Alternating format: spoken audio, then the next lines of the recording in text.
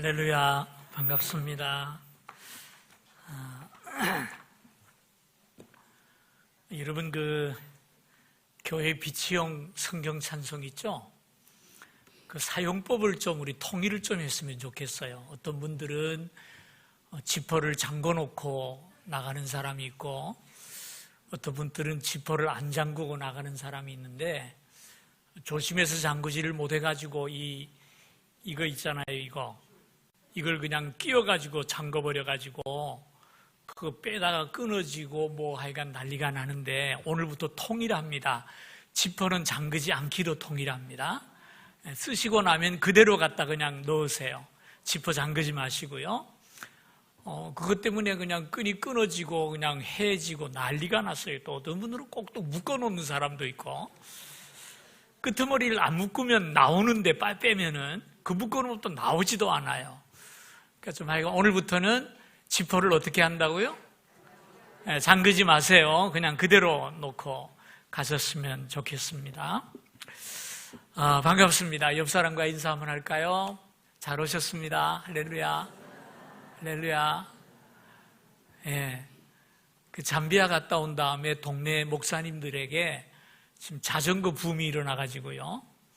다들 지금 자전거 비싼 거 하나씩 사가지고 맨날 지금 한강으로 팔당으로 돌아다녀요. 저도 거기 묻어가지고 자전거를 조금 비싼 거를 샀거든요. 옛날에는 자전거를 타다가 브레이크를 잡아도 안 서고 쭉 미끄러지다 서는데, 이거 유압에다가 뭐 디스크 브레이크라 가지고 잡았다 하면 탁 써버려요. 그래서 어제 이제 성능 테스트 한다고 타고 나갔다가 사람이 하나 뛰어들어오는 바람에 브레이크를 잡았더니 쌩 가던 차가 탁 서가지고 뒤집어졌어요. 그래서 제가 어제 큰 사고를 한번 나가지고 여러분 영원히 못 보는 줄 알았는데, 하나님의 은혜를 이렇게 보게 돼서 반갑습니다. 근데 이렇게 좀 상처도 좀 나고 갈비도 하나 지금 금이 갔대요. 그래서 지금 여기 꽁꽁 묶어놔가지고 깝깝해 죽겠어요. 그리고 약을 먹었는데, 약 먹으면 왜 그렇게 졸리는지 정신을 지금 못 차리겠거든요. 혹시 설교하다 실수하면 그러려니 늘 하시던 대로 그러려니 하시면 되겠습니다. 좀 이해해 주시면 감사하겠습니다. 오늘 말씀의 제목이 하나님과 함께 라면입니다. 해물라면이 아니고 하나님과 함께 라면. 혼자 라면은 힘들겠지만 하나님이 함께 하신다면 능치보담이 없다라는 말씀이겠죠. 우리 인생은 내가 사는 것이 아니라 하나님께서 살게 해주시는 줄로 믿으시기를 바랍니다. 그래서 하나님이 세우시면 그 인생 서는 거고, 하나님이 떠나시면 우리 인생 망치는 것 아니겠습니까? 오늘 신문에서 본 내용인데요. 캐나다에 부인과 아내들과 함께 다 보내놓고 아이들 학비와 부인의 사는 경비를 대느라고 열심히 받은 월급 다 돌려보내고 캐나다로 송금하고, 그걸로 모자라가지고 밤 되면 또 대리기사를 해가지고 자기는 한 달에 30만 원 가지고 살면서 버는 돈을 다 보냈대요. 그렇게 해서 10년, 20년을 지냈는데 어느 날 부인에게서 연락이 왔는데 이혼하자고 통보가 왔대요. 얼마나 답답하겠어요. 우리나라 40, 50대 가장들의 모습이 지금 이렇다라는 얘기를 제가 신문에서 본 적은 있어요. 자기 인생은 아예 없고 자식과 가정만 위해 살았는데 돌아온 결과는 한없는 슬픔뿐이라는 것이죠. 여자도 마찬가지도 자신의 삶을 다 포기하고 남편과 자식들을 위해서 있는 정성 없는 정성 다 쏟아붓고 살아왔어요. 이제 애들이 커서 공부시키고 대학 졸업하고 직장 생활하다가 결혼까지 해서 보내줬더니 그냥 훌쩍 떠나버리고 맙니다. 제일 어머니들이 섭섭한 게 그거라 그래요. 엄마 말은 죽으라고 안 듣던 놈들이 마누라 말은 그냥 떨어지게 무섭게 순종하는 것을 보면 속이 뒤집어진다 그래요.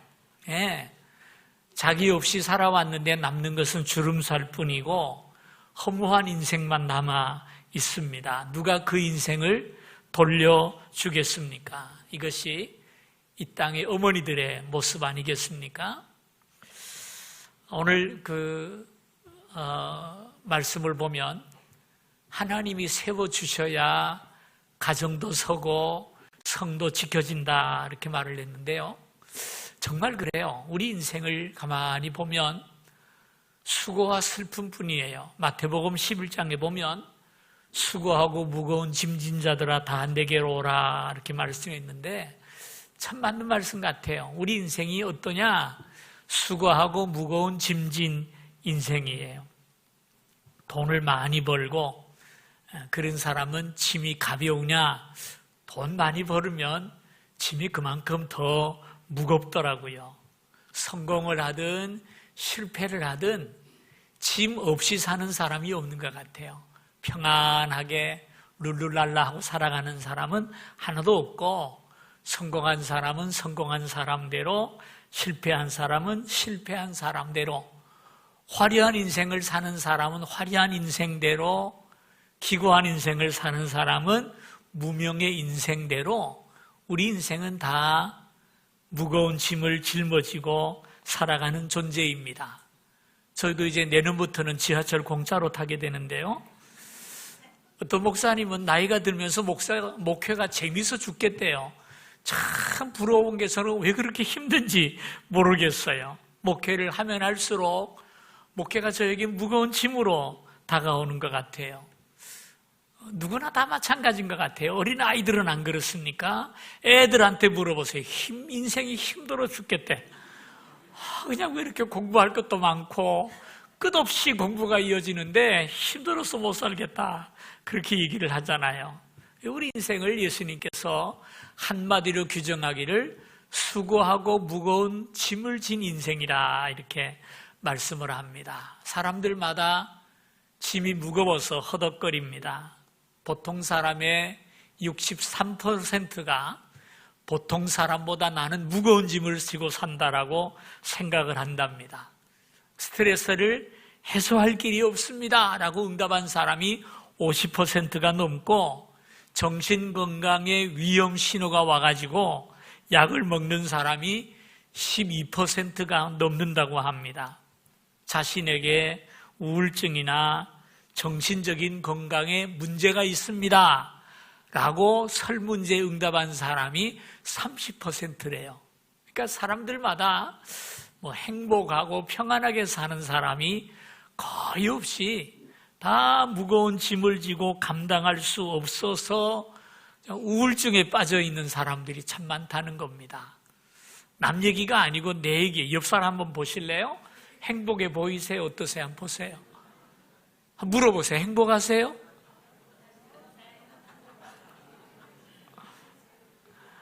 네. 우리나라만 그런 게 아니고 미국도 그렇대요. 미국도 보면은 신경안정제나 수면제를 먹으면 사는 사람이 하도 많아서 1년 동안 우울증 신경안정제만 25억 달러가 소비가 된다고 합니다. 25억 달러면 얼마나 됩니까? 거기다 1200을 곱하면은 25억 달러 모르겠어요.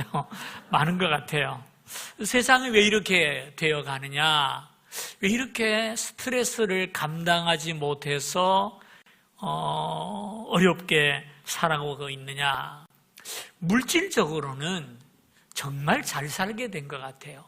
제가 어릴 때만 하더라도 참 힘겨웠거든요. 어릴 때 대신방이나 한번 목사님이 오셔야 바나나를 제가 구경을 했어요. 바나나. 그래서 대신방에서 목사님이 바나나를 안 먹고 가시면 얼마나 감사하든지 목사님 나가자마자 문 열고 뛰어들어가가지고 바나나를 탁 잡으면 이거 세상을 잡은 것 같았거든요. 그거 들고 나가면 애들이 그냥 쭉 모여요. 탁 가서 먹으면 얼마나 어깨에 힘이 들어가는데요. 한 입만 좀 주라. 한 입만 좀 주라. 그러면 그냥 줍니까? 뭐 한번 해봐. 그죠? 탁 한번 한 입 주는데 또 이놈이 또 깊이 물었다. 줘 박아야죠, 그죠? 아이고, 바나나 얼마나 맛있는지 몰라요. 정말 행복했는데, 아직 바나나 한 송이가 뭐 2,000원, 3,000원 하니, 우리나라가 정말 잘 살게 되지 않았나, 그렇게 생각이 됩니다. 그래서 물질적으로는 잘 살게 됐는데, 우리 정신세계가 못 따라가는 게 문제예요. 정신세계는 여전히 옛날 사람처럼 살아가고, 또 뭐 무시무시한 이런 경쟁 구도 속에서 살다 보니까 정신적인 스트레스가 끝없이 우리에게 다가옵니다. 내가 가난해서가 아니에요. 상대적인 빈곤 때문이죠. 누구는 몇 평 아파트 사는데 나는 이게 뭐냐? 이것 때문에 우리가 불행해지고 힘든 것이고, 그것을 얻지 못하기 때문에 점점 우리가 스트레스를 받고 어려움에 빠지는 겁니다. 이런 스트레스가 점점 많아지게 될 때 우리에게 나타나는 현상이 세 가지가 있다고 합니다. 첫째는 뭐냐? 불안과 두려움이래요. 불안과 두려움. 내일에 대한 불안과 내일에 대한 두려움이죠. 그런데 실패한 사람만 두려움이 있는 게 아니라 성공한 사람도 예외 없이 불안하고 두렵답니다. 예수를 믿는 사람은 평안해야 되는데 예수를 믿는 사람도 불안한 것은 비슷한 것 같아요. 어쨌든 첫 번째 나타나는 현상이 불안과 두려움. 두 번째, 그것을 감당할 수 없을 때 나타나는 또 하나의 현상이 현실 도피에 대한 충동이래요. 현실 도피, 현실을 잃어버리려고 하는 것이죠. 잊어버리려고 하는 것이죠. 현실의 모든 짐을 벗어버리고, 요새를 보면은 자연으로 돌아가는 사람들이 많더라고요. 가끔 TV에 보면은 남편과 아내와 자식들은 서울에 두고 남자 혼자 산속에 들어와가지고 궁상 떠는 남자들 많더라고요. 그래도 그 사람들은 점잖은 사람이고 벗어나지 못해서 여유가 있으니까 그래도 올라간 사람들이고, 그게 안 되기 때문에 밤마다 술로 살아가는 사람이 참 많죠. 우리나라의 알코올 중독자가 100만 명이래요. 100만 명. 준 중독자가 200만 명이랍니다. 200만 명. 근데 그보다 더 많은 것은 도박에 중독된 사람이래요. 도박 중독자가 300만 명이라고 하네요. 저도 깜짝 놀랐는데요. 그래도 안 될 때는 어떻게 됩니까? 자살을 해서 벗어나죠. 술 먹어도 안 잊혀지고 도박을 해도 안 빠지게 되면은 자살로 갑니다. 하루에 스스로 목숨을 뻗는 사람이 30명이 넘는다고 그래요, 우리나라에. 얼마 전 신문에 보니까 46살 난 치과 의사인데, 치과 의사 잘 들으세요? 그만하면 엘리트 그룹인데 25살 난 여자를 인터넷 자살 사이트에서 만나가지고 서로 맨날 부정적인 채팅을 하다가 몇 번째 만남인가에 가가지고 둘이 만나서 동반 자살을 했대요. 얼마나 힘들었으면 그랬을까 생각을 하니까 참 마음이 아파요. 왜 그랬을까? 벗어 던지고 싶어서 그래요. 현실을 잃어버리고 싶고 현실을 떠나고 싶어서 그럽니다. 근데 그러다가 그것마저 안 될 때 나오는 것이 뭐냐면은 책임 전가입니다. 상대방을 원망하면서 사랑하는 것이죠. 어려움을 당한 사람일수록 책임을 다른 사람에게 전가시킨다고 합니다. 남편을 잘못 만나서 내가 이렇게 불행하다. 부모를 잘못 만나서 내가 이렇게밖에 못 산다. 결국은 모두가 자기 탓은 하나도 없고 남 탓만 하면서 살아가게 된다는 것입니다. 어떤 의사가 그런 얘기를 하는 것을 들었는데요. 많은 가정에 이혼이라고 하는 괴물이 부부 사이에 누워있다, 이런 얘기를 했어요. 참 무서운 얘기죠. 그래서 살아가면 살아갈수록 예수님 말씀이 맞구나 싶은 생각이 들어요. 어떤 말씀이 맞다고요? 수고하고 무거운 짐을 지고 사는 것이 인생이구나라는 생각을 하게 됩니다. 자, 그런데 우리가 이 세상 현실이 그렇다고 할 때 아이고 세상이 그러니까 어쩔 수 없구나, 이건 그리스도인의 자세가 아니죠. 왜 세상이 이렇게 되었을까? 하나님 말씀을 가지고 찾아볼 필요가 있어요. 여러분, 세상이 왜 이렇게 되었을까요? 창세기 3장 8절을 한번 좀 같이 찾아서 읽어보겠습니다. 창세기 3장 8절.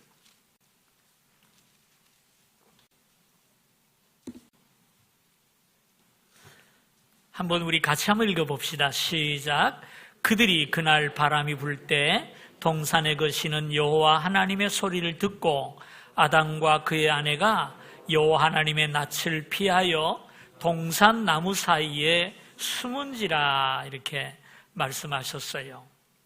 자, 보세요. 이 원인을 알아야 우리가 해결할 수 있지 않겠습니까?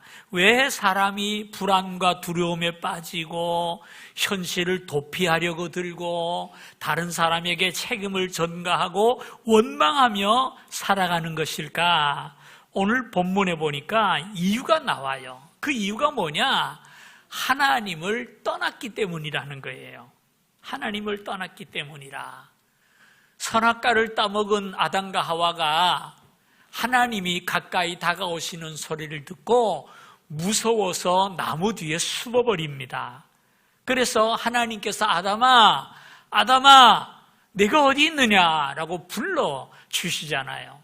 그 부르는 소리를 듣고 아담이 뭐라고 말을 합니까? 내가 동산에서 하나님의 소리를 듣고 벗었으므로 두려워하여 숨었나이다 그랬어요. 인간의 마음속에 찾아오는 두려움의 원인이 뭐냐? 하나님과의 관계가 깨어지면서부터 시작된 감정이라는 사실이에요. 하나님 안에 살면 두려움이 없는데 하나님을 떠났기 때문에 두려움이 시작된다는 거예요. 왜 떠납니까? 하나님 없이도 살 수 있을 줄 알았어요. 예? 그래서 선악과를 따먹는 데까지는 성공을 했어요.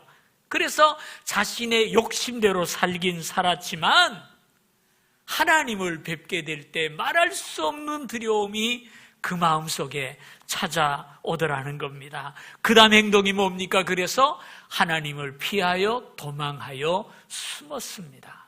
하나님을 피하는 모습으로 나타납니다. 왜 나를 피하여 숨었느냐? 내가 너에게 먹지 말라 한 그 선악과를 내가 먹었구나. 하나님이 아담에게 꾸지람을 하니까 그 다음에 세 번째 아담이 뭐라고 말을 합니까? 당신이 나에게 주신 저 여자가 그 나무의 실과를 먹게 함으로 내가 먹었나이다. 지금 누구 원망합니까? 하와를 원망하고 하와를 주신 하나님을 원망해요. 내 책임 아니래요. 하나님 책임이래요. 왜 여자를 만들어 줘가지고 그 여자가 나에게 먹으라고 꼬셔서 내가 먹게 했으니까 내 잘못 아니래요. 하나님 잘못이래요. 결국 모든 불행이 어디서 시작된 겁니까? 하나님과의 관계가 깨어지면서부터 시작된 것 아니겠습니까? 오늘 우리가 살고 있는 세상을 보면 두려움과 현실 도피와 책임 전가가 이 세상을 다 지배하는 것 같아요. 정치하는 사람들도 다 저놈 때문이래요. 다 적폐 때문이라 그러고 대통령 때문이라 그러고 좌익들 때문이라 그러고 우익들 때문이라 그러고 뭐 하여간 서로 책임을 떠넘기고 다 책임 전가하느라고 정신이 없어요. 그러나 이 사회가 병들어가는 이유는 저놈 때문이 아니고 우리가 하나님을 떠났기 때문인 줄로 믿으시기를 바랍니다. 우리 모든 사람들이 하나님의 다스림을 받기를 거부하고 하나님을 떠나서 내가 내 인생의 주인 되어서 살려고 하다가 보니까 세상이 이렇게 어지러워지고 힘들어져 간 것입니다. 오늘 말씀을 봐도 127편 1절을 보십시다. 여호와께서 집을 세우지 아니하시면 세우는 자에게 수고가 헛되며 여호와께서 성을 지키지 아니하시면 파수꾼의 깨어있음이 헛되도다. 너희가 일찍 일어나고 늦게 누우며 수고의 떡을 먹임이 헛되도다 그랬어요. 무슨 얘기입니까? 하나님을 떠난 인생이 나름대로 열심히 수고를 합니다. 집을 세운다는 게 뭡니까? 무언가를 이루어 보려고 열심히 노력하고 다름질하는 것을 얘기하는 것 아니겠어요? 가정을 이루고 자식을 키우고 새로운 사업을 시작하고 정치판에 뛰어들어서 무언가를 성취하려고 노력합니다. 자기 나름대로 노력을 해요. 성을 지킨다는 말은 뭡니까? 지금까지 수고해서 이루어 놓은 것을 빼앗기지 않으려고 사회적인 지위, 재물, 명예를 잃지 않으려고 발버둥 치는 것을 이야기하는 것 아니겠습니까? 그러나 성경은 뭐라고 말을 합니까? 하나님이 떠나면 그 모든 것이 뭐라는 겁니까? 헛되다는 거예요. 헛되다는 거예요. 집을 세우는 것도 헛되고 성을 지키는 거 헛되고 일찍 일어나고 늦게 일어나는 것도 다 헛되고 수고의 떡을 먹음도 헛되다는 것입니다. 왜? 그 속에 하나님이 빠져있기 때문이라는 말이에요. 하나님이 배제됐기 때문이라는 말이에요. 세상적으로 성공을 다 잃어버려도 가정을 잃어버린다면 다 헛된 것 아닙니까? 그런데 가정을 잃어버려도 헛되다면은 하나님 잃어버리면 아무것도 아니잖아요. 아무것도 아니잖아요. 아무리 웅장한 기계를 만들었다 하더라도 전기 꽂을 데가 없으면 그거 헛된 것 아니에요. 헛된 거 아니에요. 내 인생 무엇을 이룬들 하나님 안 계시다면, 감사할 하나님이 안 계시고 섬길 하나님이 안 계시고 내 삶의 목적을 잃어버린다면 그것도 헛된 것 아니냔 말이에요. 이 구절을 오해는 하지 마세요. 돈도 벌 필요 없고 성공도 해서는 안 되고 그런 얘기가 아닙니다. 하나님께서 이 모든 일의 왕이 되셔야 한다는 거예요. 하나님께서 내 삶의 주인이 되셔야 한다는 겁니다. 그게 여호와께서 집을 세우지 아니하시면, 여호와께서 성을 지키지 아니하시면 그 얘기예요. 내 인생의 주체가 내가 아니라 하나님이 되셔야 한다는 고백이 이 말씀인 거예요. 하나님이 다스리지 않는 인생, 아무리 미친 듯이 일을 하고 아무리 열심히 노력을 해도 하나님이 내 인생의 주인이 되지 않으면 다 허망한 것이고 헛된 것이라는 말입니다. 사회적으로 성공을 해도 내 인생의 주권을 하나님께 드리지 않는다면 그 성공이 무슨 의미가 있겠냐는 말이에요. 그래서 전도서 20장을 보면 솔로몬이 그런 말을 했죠. 내가 해 아래에서 수고한 모든 수고에 대하 도리어 마음으로 실망하였도다. 그래서 첫 절에 보면은 인생이 가리켜서 헛되고 헛되며 헛되고 헛되니 모든 것이 헛되도다. 5번 나와요. 헛되다라는 말이. 그게 인생이래요. 여러분, 솔로몬이 실패자입니까? 아니요. 성공자도 안 해본 것이 없는 사람이에요. 내가 시험적으로 내 인생을 즐겁게 해보리라 하고 즐겁게 했더니 이것도 미친 짓이로구나. 다 솔로몬이 한 말 아닙니까? 창조주 하나님이 배제된 상태에서 이루어 놓은 모든 성공 다 헛된 것이라는 거예요. 그러나 하나님께서 함께 하시는 인생, 하나님께서 함께 하시는 가정에 하나님의 평강이 함께할 줄로 믿습니다. 2절에 보면은 너희가 일찍 일어나고 늦게 누우며 수고의 떡을 먹음이 헛되도다. 그러므로 여호와께서 그의 사랑하는 자에게 뭘 주신다고요? 잠을 주시는도다. 사랑하는 자에게 잠을 주신다? 무슨 말이죠? 그러므로라는 말이 그 사이에 들어가 있는데 문맥이 잘 안 맞는 것 같아요. 예?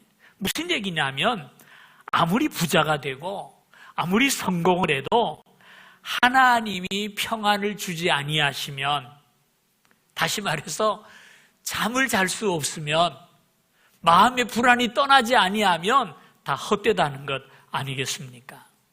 하나님이 잠을 주신다, 이것은 우리에게 평안을 주신다는 말씀이에요. 여러분, 이 평안을 경험해 보셨습니까? 내일까지 어음을 막지 못하면 사업이 부도가 나는데, 암이라고 선고를 받았는데, 자식이 가출을 했는데, 그런데도 두려워하지 않는 평안이 있다면 그 영원한 평안 아니겠습니까? 이 평안은 하나님께서 주시는 평안인 줄로 믿습니다. 그래서 마음으로 내가 평안해야지 하고 마음 먹는다고 평안한 것이 아니라 하나님께서 나에게 평안을 주셔야 한다라는 말이에요. 주셔야 한다라는 말이에요. 여러분, 마음에 불안이 오고 걱정이 막 쌓일 때 한번 마음속으로 말이에요. 마음속으로 이 정리를 좀 해보세요. 논리적으로 정리를 해보시라고요. 저는 가끔 그럴 때가 있어요. 마음이 불안하고 답답하고 어찌할 바를 모를 때 한번 총정리를 합니다. 그래, 하나님께서 나를 사랑하시지. 하나님께서 나에게 사랑하는 자식 예수까지, 아들까지 주셨는데 이 모든 것을 주시지 않겠는가? 하나님 약속하셨지. 지금 내가 어렵고 좀 힘든 상황에 있다 하더라도 하나님께서 어련히 선한 길로 인도하시지 않겠는가? 지금의 곤경이 어느 날 하나님의 상급으로 바뀌는 날이 있을 거야. 오늘의 고난은 내일의 축복을 위한 전주곡이야. 아멘. 하고 하나님 앞에 내 인생을 한번 정리하면은요, 마음의 평안이 찾아오더라고요. 제 동생이 한 20년 전에 큰 수술을 받았어요. 전신 마취를 하고 수술을 받게 됐는데, 그 전날 밤에 의사가 와가지고 이제 동의서를 받잖아요. 동의서를 받는데 전신 마취를 하게 되는데 못 깨어날 수도 있습니다. 그러니까 사인해 주십시오 그러더래요. 그래서 사인을 일단 수술을 안 해주면 안 되잖아요. 사인을 했는데 의사가 나가고 났는데 계속 그 말이 마음 귀속에 매몰도는 거예요. 마취하고 못 깨어날 수도 있습니다. 가만히 있어봐. 내가 못 깨어나면 우리 아내는 어떻게 되나? 내가 다시 못 일어나면 우리 애들은 어떻게 되지? 그 생각이 밤새도록 떠나지를 않아가지고 잠을 못 잤대요. 그 다음날 수술 시간이 돼가지고 수술대에 올라가 누워서 지금 차례를 기다리고 있는데도 그 생각이 계속 나는 거예요. 못 일어나면 어떡하지? 아내는 어떡하고 애들은 어떡하지? 마음에 그 생각이 떠나지를 않는 거예요. 그래서 기도를 하는데 주님께서 마음속에 물어보시더래요. 야, 너는 살고 죽는 것까지도 내한테 못 맡기냐? 살고 죽는 문제를 나한테 맡길 수 없겠느냐? 그 말씀을 하시더라는 거예요. 그래서 그걸 가만 생각을 했더니 맞다. 살겠다고 고집 부리는 것도 이것도 불신앙일 수 있다. 하나님이 원하시는 대로 내 생명까지 나의 주인 되시는 하나님께 맡기고 산다면 뭐가 걱정이 되겠는가? 그래서 하나님 앞에 기도했대요. 주님, 내 생명을 주님의 손에 맡깁니다. 살든지 죽든지 주대로 하옵소서. 기도가 딱 끝나니까요, 마음의 평안이 찾아오는데 저 마음이 그렇게 평안할 수가 없더래요. 평안한 마음으로 수술에 들어갔다는 것입니다. 여러분, 내 인생은 내가 다스리는 것이 아니고요, 내가 주관하는 것이 아니요, 하나님께서 내 삶의 주권자이심을 믿으시기를 바랍니다. 그래서 하나님을 떠날 때 우리에게 불행이 찾아오는 겁니다. 하나님 없이 이룬 성공, 하나님 없이 이룬 모든 권력, 그런 것들은 두려움과 실패밖에 우리에게 남는 것이 없는 것입니다. 그러므로 사랑하는 성도님들, 오늘 하나님 앞에 기도하면서 하나님의 주권을 인정하시기를 바랍니다. 그리고 하나님께로 돌아가십시다. 하나님, 내 인생을 다스려 주시기를 원합니다. 내 삶의 통치권을 하나님께 맡겨드리고 내 마음의 왕좌에서 겸손히 내려앉습니다. 주님, 내 마음을 다스려 주옵소서라고 기도하십시다. 나의 재물, 나의 장래 계획, 나의 노후, 내 자녀, 나의 사회적 지위, 아니 내 생명까지 주님의 것입니다라고 고백하시자라는 말이에요. 그리고 마음의 무릎을 꿇고 주님 앞에 엎드려서 주님의 음성에 귀를 기울여 보십시다. 하나님의 다스림을 받을 때, 하나님을 나의 방패, 나의 영광으로 모실 때 우리 마음에 진정한 기쁨과 평안이 찾아올 줄로 믿습니다. 내 인생을 세우는 것은 내가 아니요, 하나님이심을 믿으시면 아멘 하십시다. 내가 주인 삼은 것 다 내려놓고 하나님을 내 삶의 주인으로 모시고 주님이 내 인생을 붙들고 이끌어 가시면 그게 성공이고 그것이 기쁨이고 그곳에 하나님의 영광이 나타날 줄을 믿습니다. 우리 내가 주인 삼은 모든 것 내려놓고 함께 찬양하십시다.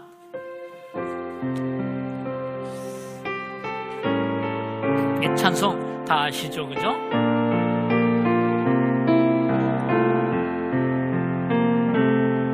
내가 주인 삼은 모든 것 내려놓고 내 주 대신 주 앞에 나가 내가 사랑했던 모든 것 내려놓고 주님만 사랑해. 내가 주인 삼은 모든 것 내려놓고 내 주 대신 주 앞에 나가 내가 사랑했던 모든 것 내려놓고 주님만 사랑해. 주 사랑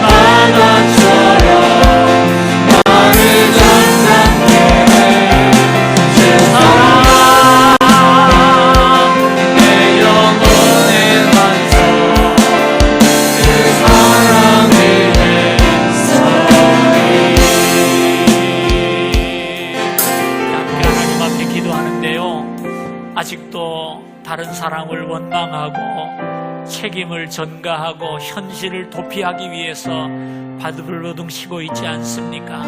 현실을 피하지 마시고 하나님을 찾으시기를 바랍니다. 주님의 사랑이 지금도 나를 붙들고 있습니다. 주님 앞에 나아가 부르짖을 때 주님께서 우리의 무거운 짐을 다 내려놓아 주시고 짊어져 주시고 우리에게 참된 평안을 내려주실 줄 믿습니다. 하나님, 내 마음이 불안합니다. 하나님, 내 마음이 두렵습니다. 주님께 나를 맡기오니 주님 받으시고 내 삶을 인도하여 주옵시사 완전한 평안으로 인도하여 주시옵소서. 주님의 통치가, 주님의 다스림이 내 삶을 주관하므로 말미암아 하나님의 평강이 가득하게 하시고 나의 길을 하나님 인도하심으로 말미암아 진정한 승리, 참된 성공으로 나아가도록 인도하여 주옵소서. 우리 주여 한번 간절히 외치고요, 하나님 앞에 동성으로 기도하겠습니다. 주여!